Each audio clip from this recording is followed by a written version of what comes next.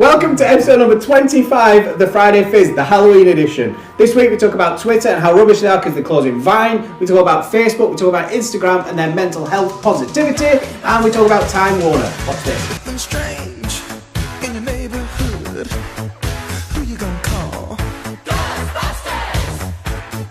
Hello to our live viewers. Today we've got to start with the death of Vine. Wow, I lost 5 pounds. Nice, 25 to go. 5 more to go. I will remember you. Unbelievably, Twitter has decided to close Vine. No tears, please.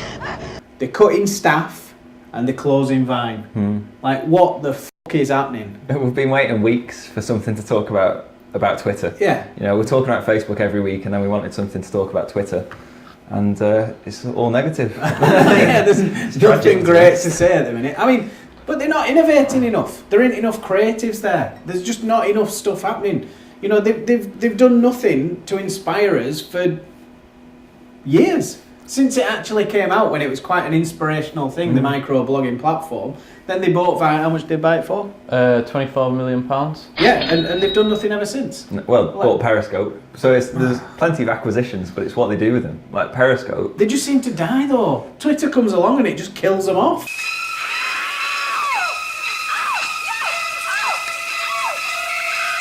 Periscope's a really good platform. Vine's a really good platform, but they need something to take them forward, don't they? Like something to keep them moving and to keep the influencers there. Is the Twitter base growing or shrinking?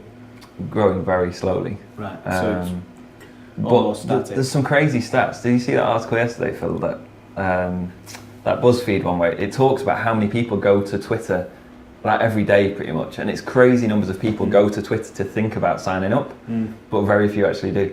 You gotta be f***ing kidding.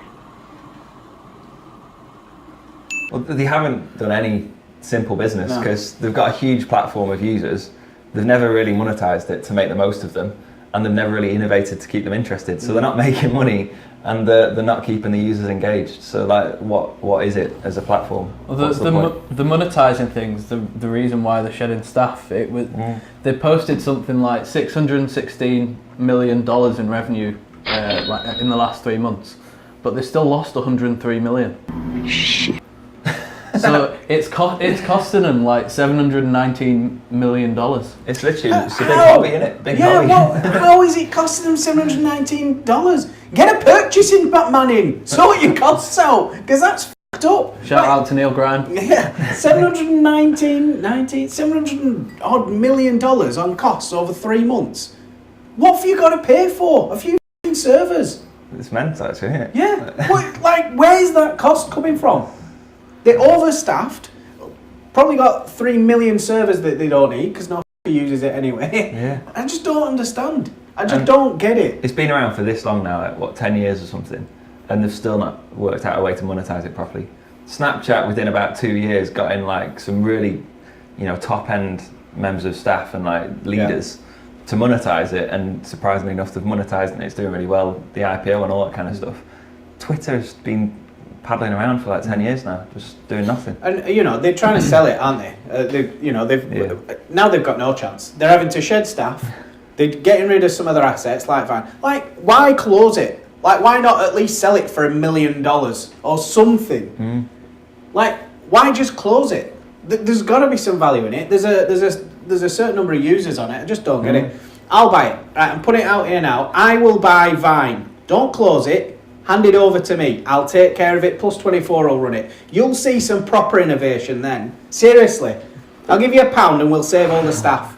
Let's do this now. Instagram and mental health. What's the link there? Yeah, so we talked about this a few weeks ago, but I don't know, well, it's a similar topic. I don't know if it made the cut, because Chris loves cutting out just all of my... Excuse me? The key thing, I mean, firstly, mental health, massively under-talked about subject. It's still a big taboo topic, and that has to change. We've got to change people's attitudes and understanding of mental health. But the key thing for me there is that you've still got to take yourself to get involved.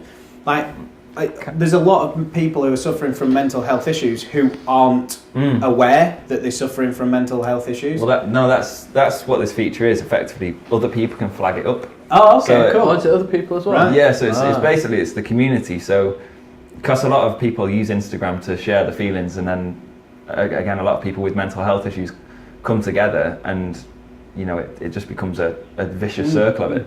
So you can go on and report someone else's post and basically say, I think this person's suffering with depression or mental health issues.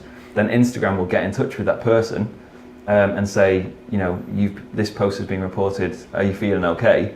Here's a few solutions, and it offers you numbers to like local charities. It offers you articles and stuff like that just to help you out. Wow. So it's a huge help for them. Yeah. So it is pretty powerful. That is insane. That is insane, and if you look at Facebook's values, because I'm sure that most of our viewers know that Facebook own Instagram, but for those that don't, Facebook own Instagram. No shit, Sherlock. If you look at Facebook's values, they have very good ethics. Yeah, okay, they've got world domination as part of the values and the missions, but the reality is that they do want to do good with their power.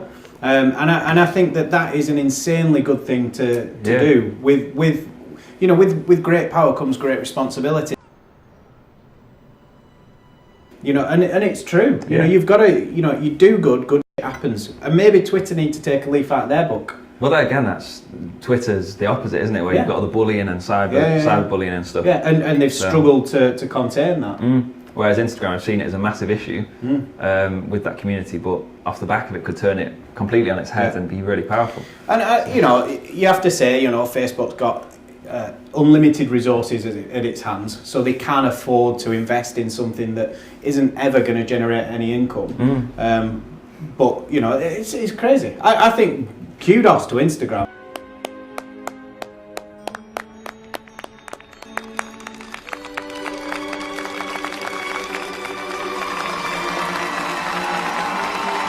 Kudos. Comment. Amber Corns asked, where's the best place for a cocktail at 4:30 on a Friday? Palazzo Happy Hour. Apple Mac. Yeah. The Apple Mac. So who? How long is it? It was in between the two launches. It was 1,043 days, which is just mental. Yeah. And the only thing that actually looks kind of cool is that stupid little strip at the top that replaces the function keys, which says very, very little functionality. It just looks cool. We needed something flashy for the announcement sort of thing. The USB port wasn't enough. Yeah. So. I'm pretty sure Phil must have some stats on this. Don't fall asleep. It's 67% brighter screen and 25% more colour, aimed at all them arty people out there who are the main users, and I'm sleepy. Also 17% thinner. They've got 3 different models.